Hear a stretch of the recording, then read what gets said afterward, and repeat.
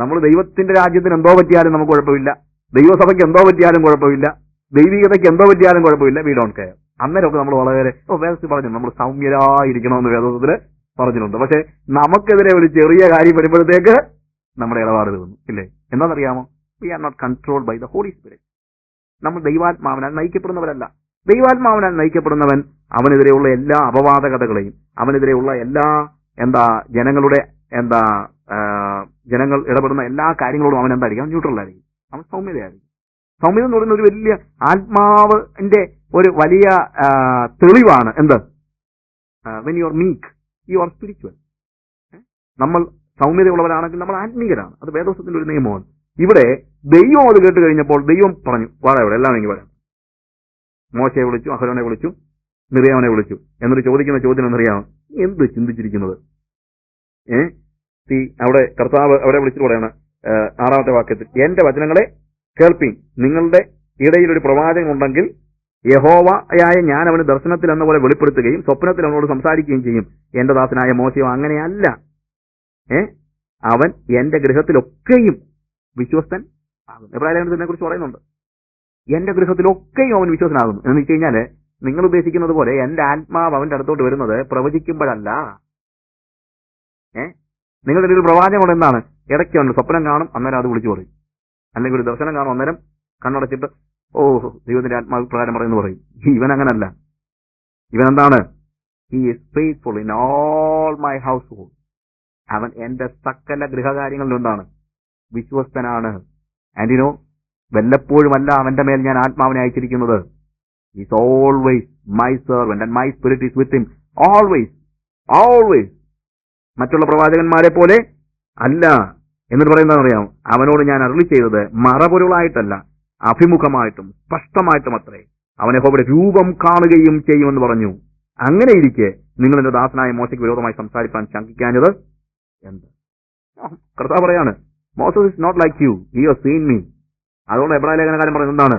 അവൻ അദൃശ്യ ദൈവത്തെ ദൃശ്യൻ എന്നതുപോലെ, കാണാൻ കഴിയാത്ത ദൈവത്തെ കണ്ടു എന്നതുപോലെ അവൻ ഇറങ്ങി പുറപ്പെട്ടു. He has scene God. പ്രിയമുള്ളവരെ, മോസസിന്റെ കാലയളവിൽ, പഴയ കാലയളവിൽ ഇതൊക്കെ മോശയ്ക്കോ അതുപോലുള്ള ആളുകൾക്ക് വേണ്ടിയായിരിക്കും. പക്ഷെ ഇന്നുണ്ടല്ലോ, this is for all of us. നമ്മളെക്കുറിച്ച് എല്ലാം ദൈവം ആഗ്രഹിക്കുകയും നമുക്ക് എല്ലാവർക്കുമായിട്ട് ദൈവം തന്നിരിക്കുകയാണ്. ആത്മാവിൽ ആ അദൃശ്യ ദൈവത്തെ കാണുവാനുള്ള, ആ അദൃശ്യനായ ദൈവം ഇറങ്ങി വന്ന് മറപൊരുളായിട്ടല്ല, നേരിട്ട് നമ്മളോട് സംസാരിക്കുന്ന അനുഭവം, സമാഗമന കൂടാരത്തിന്റെ അനുഭവം എന്ന് പറയുന്നത് ഇന്ന് ചില ആളുകൾക്ക് വേണ്ടി മാത്രം മാറ്റിവെച്ചിരിക്കുകയല്ല. It is for all of us. കാരണം ദൈവത്തിന്റെ ആത്മാവ് എന്താണ്? ഇന്ന് നമ്മോട് കൂടെ ഇരിക്കേണ്ടതിന്, നമ്മിൽ വസിക്കേണ്ടതിന് കർത്താവ് നമുക്ക് നൽകിയിരിക്കുകയാണ്. നമുക്ക് നമ്മുടെ കണ്ണുകളെ ഒരു നിമിഷം.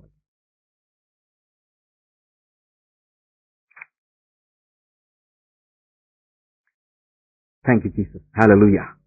കർത്താവേ, നീ ഞങ്ങൾക്ക് തന്ന നല്ല വചനത്തിനായി സ്തോത്രം. ദൈവത്തിന്റെ ആത്മാവ് ജനങ്ങളിൽ എങ്ങനെ ഇടപെടുന്നു എന്നുള്ളത് നിന്റെ ദാസന്മാരുടെ ജീവിതാനുഭവങ്ങളിലൂടെ ഞങ്ങൾ തിരിച്ചറിയുന്നു.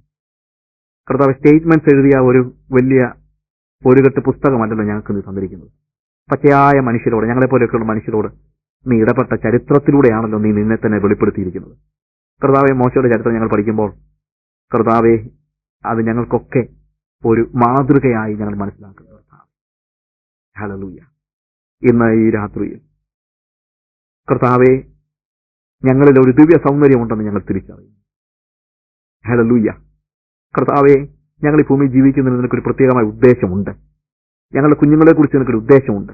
കർത്താവെ, ഞങ്ങൾ പലപ്പോഴും ഞങ്ങളുടെ സൗന്ദര്യവും ഞങ്ങളുടെ കുഞ്ഞുങ്ങളുടെ സൗന്ദര്യവും ഒക്കെ കാണുന്നത് അവരുടെ പഠിത്തത്തിലും, കർത്താവെ, അവരുടെ വിദ്യാഭ്യാസത്തിലും, അവരുടെ ജോലിയിലും, അവരുടെ സൗന്ദര്യത്തിലും ഒക്കെയാണ് കർത്താവെ. പക്ഷെ ഞങ്ങൾക്കറിയാം, അതിനെല്ലാം അപ്പുറത്തായിട്ട് നീ കാണുന്നത്, നീ അവരെ ഭൂമിയിലാക്കിയിരിക്കുന്ന ഒരു ദൗത്യ നിർവഹണത്തിന് വേണ്ടിയാണ് ഞാൻ മനസ്സിലാക്കുന്നത്.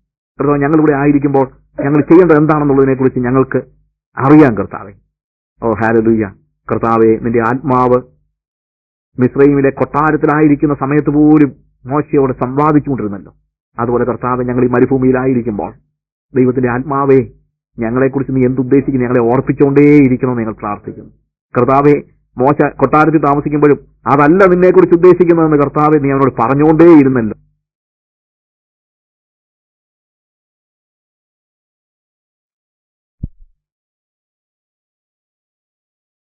നിന്റെ കരുണയാൽ കൃപയാൽ എന്നൊക്കെ പറഞ്ഞ് വീണ്ടും മിസ്രൈമിലെ ധനമുണ്ടാക്കാൻ നോക്കുകയാണ്. കർത്താവെ, ഞങ്ങളിപ്പോൾ കഷ്ടം എങ്ങനെങ്കിലും ഒഴിവാക്കാൻ നോക്കുക കർത്താവെ. എന്നാൽ മോശ കഷ്ടം തെരഞ്ഞെടുത്തല്ലോ. ഇന്ന് രാത്രിയിൽ കർത്താവെ, കഷ്ടം തെരഞ്ഞെടുക്കുവാൻ ഞങ്ങളെ പഠിപ്പിക്കണമേ. അതിനപ്പുറത്തൊരു പ്രതിഫലം ഉണ്ടെന്ന് ഞങ്ങൾക്ക് തിരിച്ചറിയാൻ കഴിയാത്തത് കൊണ്ടാ കർത്താവെ ഞങ്ങൾ ഇതൊന്നും ചെയ്യാത്തത്. ഇന്ന് രാത്രി ഞങ്ങളോട് നീ അത് പറഞ്ഞിരിക്കാൻ സ്തോത്രം ചെയ്യുന്നു. കർത്താവ്, നിന്റെ ആത്മാവ് ഞങ്ങളോട് സമ്പാദിക്കണമേ. കർത്താവെ, കഷ്ടത്തിനപ്പുറത്ത് ഉള്ള ആ ദൈവ ദർശനത്തെ, കർത്താവെ, അദൃശ്യ ദൈവത്തെ കാണുന്നതിന്റെ ആ മാഹാത്മ്യത്തെ, കർത്താവെ, ഒരു നിമിഷം നിന്നെ കണ്ടു കഴിഞ്ഞാൽ, കർത്താവെ, നീ എന്നോട് സംസാരിക്കുന്നത്, ഞങ്ങളോട് സംസാരിക്കുന്നത് നമ്മൾ ഒരു നിമിഷം അറിഞ്ഞു കഴിഞ്ഞാൽ, കർത്താവെ, ഈ ഭൂമിയിലെ പാപത്തിന്റെ തൽക്കാല ഭോഗത്തിന്റെ പുറകെ ഞങ്ങൾ പോകത്തില്ലെന്ന് ഞങ്ങൾക്കറിയാം. ഈ രാത്രിയിൽ കർത്താവെ, ഞങ്ങൾ അതിനുവേണ്ടി സമർപ്പിക്കുന്നു. കർത്താവെ, ഞങ്ങൾക്ക് ഈ പാപത്തിന്റെ തൽക്കാല ഭോഗം വേണ്ട. കർത്താവെ, ഞങ്ങൾക്ക് മിസ്രൈമിലെ സകല ധനവും ഞങ്ങൾക്ക് വേണ്ട. കർത്താവെ, ഫറവോനാകാൻ ഞങ്ങൾക്ക് ആഗ്രഹമില്ല. കർത്താവെ, ഞങ്ങൾ അഭിമാനത്തോടെ എന്നും പറയും, ഐ എം എ ഹീബ്രു. കർത്താവെ, ഞാൻ ഒരു സ്ലേവ് ആണെന്ന്, ഞാൻ ഒരു അടിമയാണെന്ന് പറയാൻ എനിക്ക് മടിയില്ല. കാരണം കർത്താവെ, നീ ഇറങ്ങി വന്ന് കർത്താവെ ശുശ്രൂഷിക്കുവാനും ഒരു അടിമയെപ്പോലെ നീ ശുശ്രൂഷിക്കുവാൻ ഇടയാക്കിയെങ്കിൽ കർത്താവെ, നിന്നോട് ചേർന്ന് നീ എങ്ങനെയാണോ അങ്ങനെയായ മതി ഞങ്ങൾക്ക്. അതുകൊണ്ട് കർത്താവെ, അത് ഇന്ന് ഞങ്ങളത് തെരഞ്ഞെടുക്കുകയാണ് കർത്താവെ. കർത്താവെ, ബുദ്ധി അനുസരിച്ച് കാര്യങ്ങൾ ചെയ്യാനല്ല.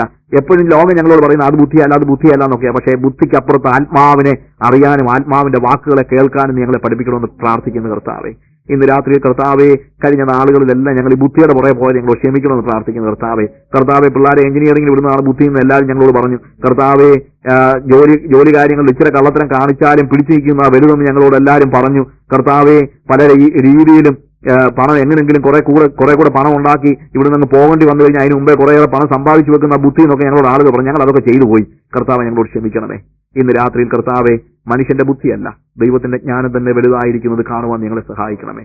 കർത്താവെ, ദൈവത്തിന്റെ ആത്മാവ് ഞങ്ങളെ അത് പഠിപ്പിക്കണമെന്ന് പ്രാർത്ഥിക്കുന്നു കർത്താവെ. ഈ രാത്രിയിൽ കർത്താവെ, ഇന്ന് ഞങ്ങളോട് സംസാരിച്ച ഓരോ കാര്യങ്ങൾക്കായി ഞങ്ങൾക്ക് സ്തോത്രം ചെയ്യുന്നു. ഞങ്ങളെ തന്നെ ഒഴിക്കുവാൻ ഞങ്ങളെ പഠിപ്പിക്കണമേ കർത്താവെ.